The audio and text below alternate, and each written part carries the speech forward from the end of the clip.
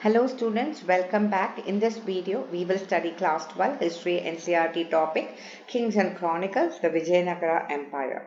We will learn about the discovery of Hampi, the rise of the Vijayanagara Empire, the rule of Krishnadeva Raya and the administration of the Rayas and Nayakas.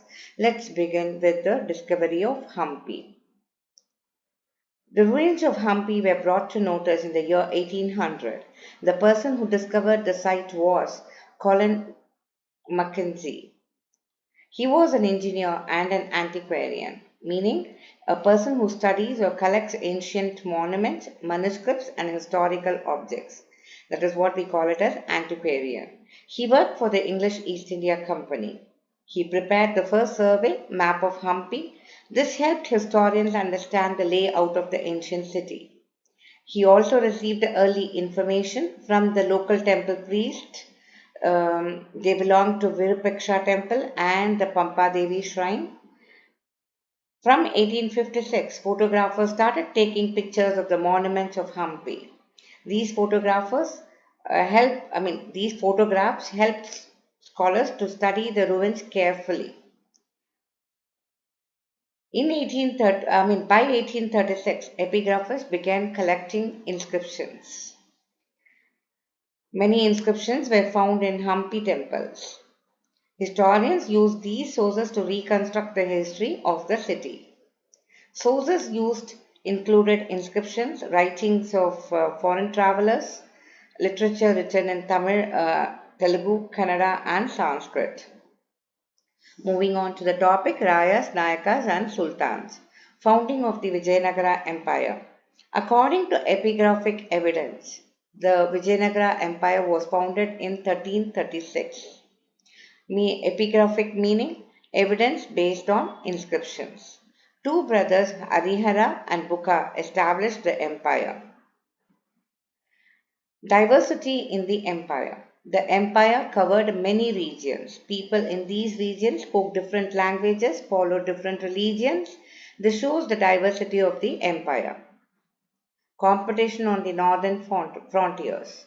The Vijayanagara rulers competed with the sultans of the Deccan, the Gajapatis, rulers of Orissa, today it is called as Odisha. They all wanted control over fertile river valleys, overseas trade. Cultural exchange to interaction. Interaction with neighboring kingdoms led to cultural exchange. This was especially visible in architecture. Vijayanagara rulers borrowed ideas and improved them further in designing the buildings. Historical background of the empire's region. Before Vijayanagara, powerful dynasties ruled this region. This included Cholas in Tamil Nadu, Hoysalas in Karnataka. They built grand temples such as Bragadishwara temple at Tanjavur, Chenakeshava temple at Bellur. Temple building by the Rayas. The Vijayanagara rulers called themselves Raya, meaning king or ruler. They expanded temple construction and built larger and more magnificent temples. Cavalry was important warfare. When I say cavalry, that means soldiers who fight on horseback. Therefore, horses had to be imported from Arabia and Central Asia.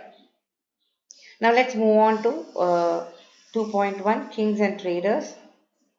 I spoke about this cavalry. I just skipped this picture. I'll explain again. Cavalry was very important in warfare.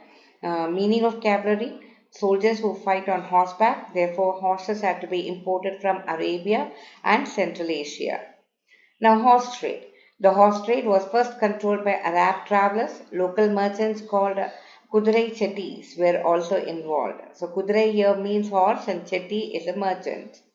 Arrival of the Portuguese in the year 1498. In 1498, the Portuguese arrived on the west coast of India.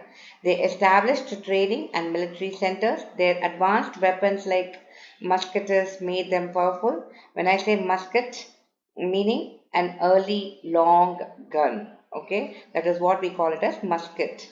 So their advanced weapon like muskets made them powerful. Now, trade in Vijayanagara.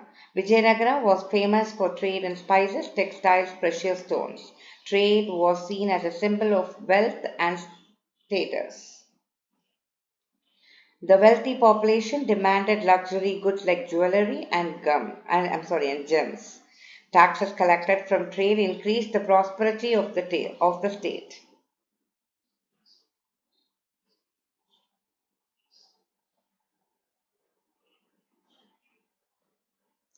Now let's move on to the topic 2.2, dynasty of the Vijayanagara. Three main dynasties ruled Vijayanagara. The first, Sangama dynasty till 1485, Saluva dynasty till 1503, and Tuluva dynasty. Rule of Krishnadeva Raya. Krishnadeva Raya was the greatest ruler of the Tuluva dynasty. His reign saw expansion and consolidation. When I say consolidation, strengthening of political control. So if you're going to see the achievements, in the year 1512, he captured Raichur Dawab. In the year 1514, he defeated Orissa rulers. In the year 1520, he defeated Bijapur Sultan. Peace and development. Despite wars, his reign saw peace and prosperity. He built many temples, added large gopurams. Gopurams, a tall temple gateway tower. He also founded Nagalapuram, named after his mother. So after Krishnadeva Raya died in 1529. Rebellious Nayakas weakened the empire. In 1542, power passed to the Arabidu dynasty. Battle of Talikota that happened in the year 1565. In 1565, the Battle of Talikota took place. Ramaraya led the Vijayanagara army. The Deccan Sultanates united and defeated Vijayanagara. The capital city was sacked and abandoned. Shift to the east.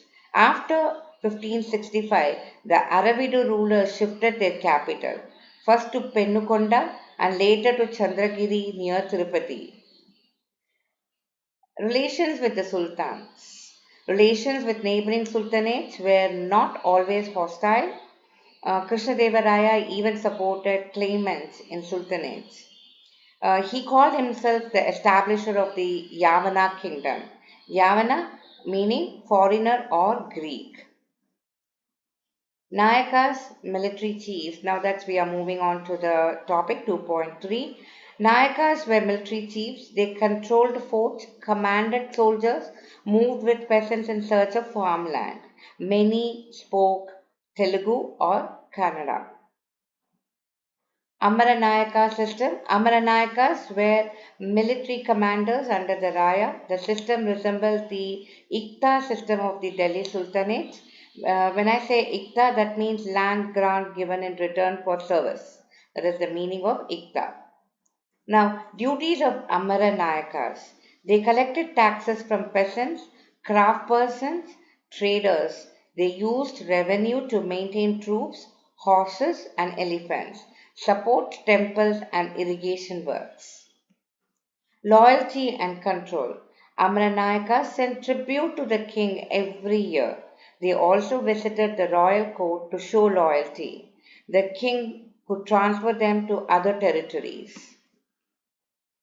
Later rebellion and independence. In the 17th century, many Nayakas became independent rulers. This weakened the central authority and contributed to the decline of the Vijayanagara Empire. So, students, that we have come to this, to the end of Unit 1 and 2. So, I have given you important 8-mark questions. Please practice the video again and again and try to answer these questions on your own. I will see you in the next video with Units 3 and 4. Until then, thank you.